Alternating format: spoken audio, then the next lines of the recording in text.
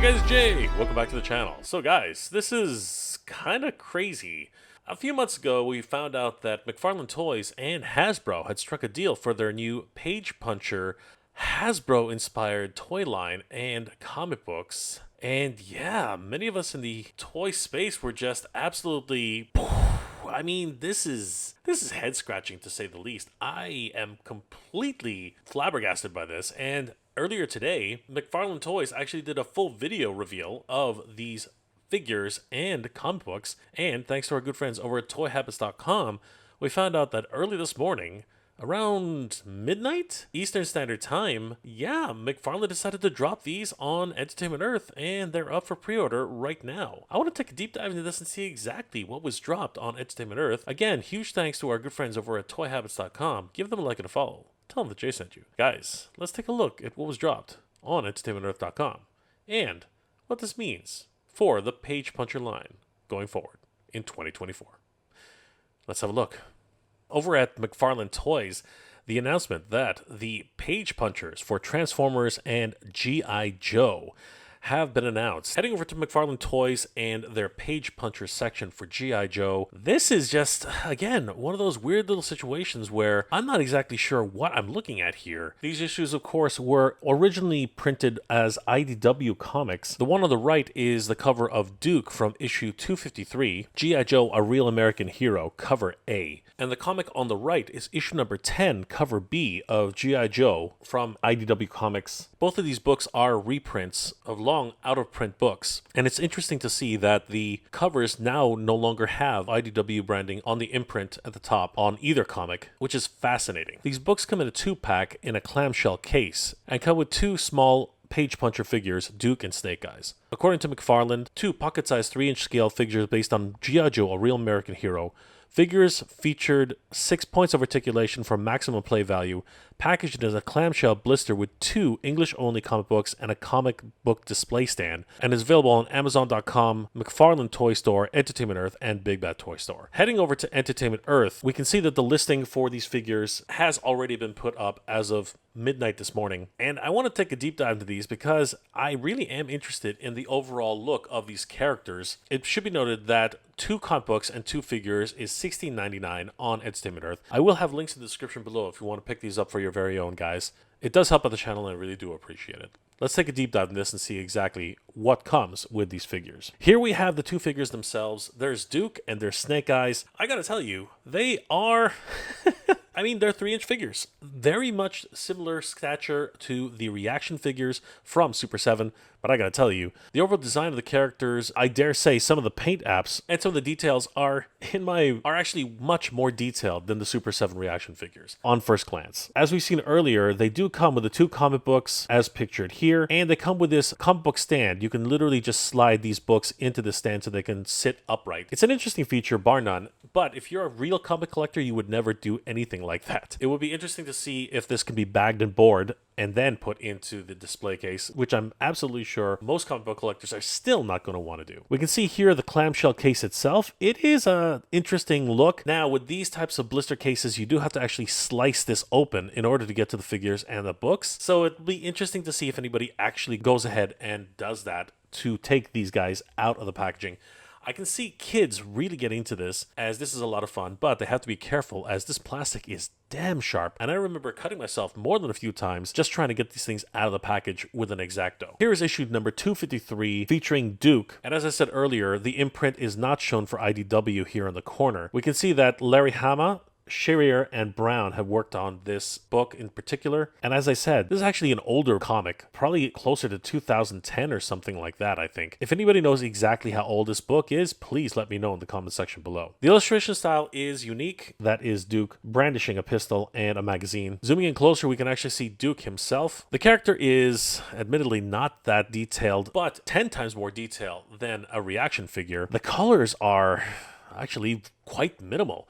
He has his tan shirt. The color of his skin is rather muted. There's very little paint on any of the character at all. As a matter of fact, I think that there are only a few areas on the character that have any paint at all. Possibly his eyes, with the whites and the blues, perhaps the hair color on the top for his blonde hair and blonde eyebrows. Everything else seems to be molded in plastic other than the tan shirt and perhaps the boots themselves, which are brown in nature. But the sculpting itself is actually pretty good. We can see a lot of great folds in his pants. He's got those knee pads. The high laced up boots look pretty cool, and even the vest that he wears almost looks like it could be taken off. And I do like the additional details in the pouches, as well as what looks to be a flashlight attached to the top of his lapel. You can see some features in Duke's face, zooming in for a closer look here as well, but without any real paint to give some shadow or detail. All it is just the sculpting to sort of flesh out where the mouth is, where the nose is, and thankfully the eyes have been colored in, so we know exactly what he looks like. It's just a little bit better than a mask figure, if you will. Moving over to the other issue with Snake Eyes.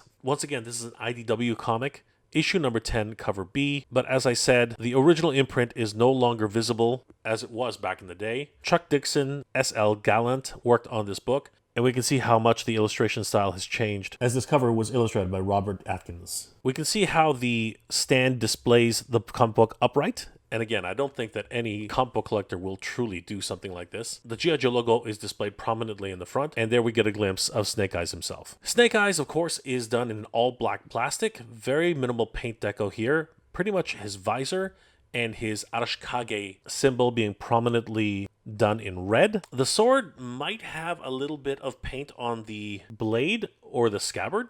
It's hard to tell from this angle. And everything else is just detail in the character's overall sculpt. He has those ninja boots, the thigh pouches, all of the pouches that are on his belt, the grenade satchel which straps across his back, and all the additional details which are wonderfully flushed out when you really take a closer look at him. In terms of overall sculpting, this definitely is a 100% better sculpt than Super 7's reaction line. And because he doesn't actually need any additional paint details, he really has a wonderful overall look for the character, especially in comparison to Duke. As a fan favorite, Snake Eyes will definitely be sought after in this collection. Also released today was a Cobra featured comic book 2-pack, which features a Crimson Guard as well as Cobra Commander. Over on Entertainment Earth, we can see that this pack is $16.99 for the 2 figures and 2 comic books. And I will have the links for this on Entertainment Earth if anyone wishes to pick this pack up. Looking at these 2 figures themselves, honestly, they do have a great overall sculpt and design. Very minimal paint details. The 2 comic books that are included with these figures are once again from IDW Comics. We can see here that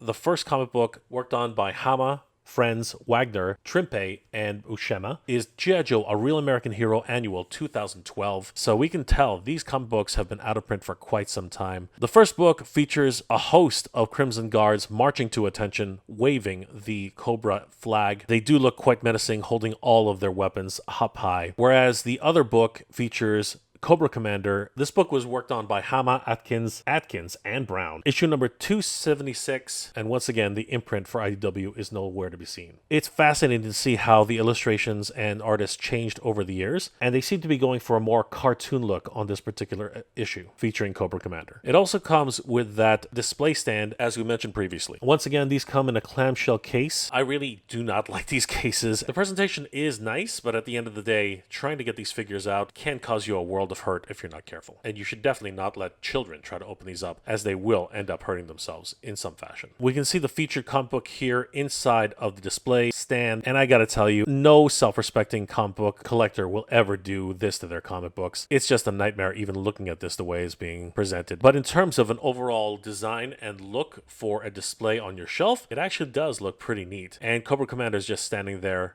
waiting, very similar to the way he is in the book itself. The Crimson Guard also looks very intimidating with the book in a vertical display. If you don't really care too much about your comic books and the preservation of the book itself, this is actually a really cool way to add to your display. And if you were to add a little bit more care, you could probably bag and board this for additional preservation. Zooming in on Cobra Commander himself, I have to say, this is definitely a case of less is more. Seeing Cobra Commander here cast in a straight out blue plastic, there's not a lot of paint here. It's basically just black, red, and a tempo of the Cobra insignia itself. And the way they've actually done this is smart. We also have one white stripe for the top of his helmet, which is signature to Cobra Commander. And I do stand corrected, there are actually 4 colors. There is that extra white stripe, silver on his face shield, and of course all the black details, including his gloves, which if they articulate in any manner, might actually be classed in a different plastic. The belt buckle are 2 different colors. The thigh knife, as well as his shoes, are also painted in black. And it really is a case where the sculpt really does bring out the character. And I have to say, without any wash to help bring out the detail, this is actually done really, really well, as all of the details are deep enough and etched into the figure itself that it really does bring out all the character of Cobra Commander without doing a lot. As I said, less is more in this case. I love all the wrinkles and all the little details. Bravo to the design team over at McFarlane. You've done a bang-up job with this particular figure. Zooming into the Crimson Guard, it literally is just an example of less is more once again, with black paint, a white tempo, and some white paint. That pretty much is it. Only 2 real colors on top of a completely cast red plastic figure. The one thing which is missing on this figure, which I would have liked, is a visor cutout, which is maybe highlighted with a little bit of silver detail. As it is, he literally is just a black mask Crimson Guard, which again isn't bad, but a few little silver highlights, perhaps on the helmet insignia as well as the visor, would have really helped to bring out some of the details in this character. It's really hard to see any detail in his face, except when you bring him in really close. Everything else, though, is done really, really well. As I said, all of the sculpting design and overall details that are embedded into the character are really push themselves out, especially when light hits them. It really looks great. You can see all the folds inside the sleeves and the inner armpits. The chest emblem, along with all the rivets on his lapel, look amazing. Moving further down, you can see all the wrinkles in his pants.